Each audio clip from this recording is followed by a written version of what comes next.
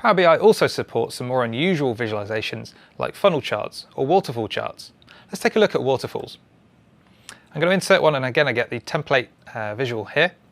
And I only get two options here, the category and the y-axis. Now waterfalls are typically used to show changes in a particular value over time. So for our category, I'm going to drag year to show changes each year. And I'm going to use our year-to-date variance. So here's my waterfall chart.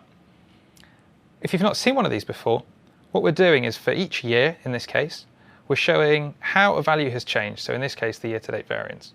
So firstly, there was an increase, and each year, the variance was only a little bit higher each year, until 2007, when they actually had a negative variance to date in their total sales. That continued for a few years, then there were a few years where it is increasing again, down to the current total of 132 million. So it's a great way of tracking these changes over time. I can continue to slice and filter this as with any other visual. And in terms of formatting, I've got a few different options. The axis formatting again, data labels on and off, and I can control the colors that are used to show increase, decrease, or totals. So if I want my total just to be gray, I can make those sort of changes. So waterfalls are a really simple way of tracking changes to data over time. Funnel charts, on the other hand, are typically used to show changes over a particular process.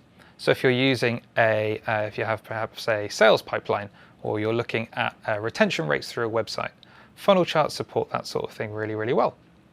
We're also adding new visualizations all the time to Power BI. There'll be new ones coming out over the course of months and years as we update the service. And as we'll talk about later on, there are also ways that you can create your own custom visualizations if even these more esoteric ones don't fit your exact needs.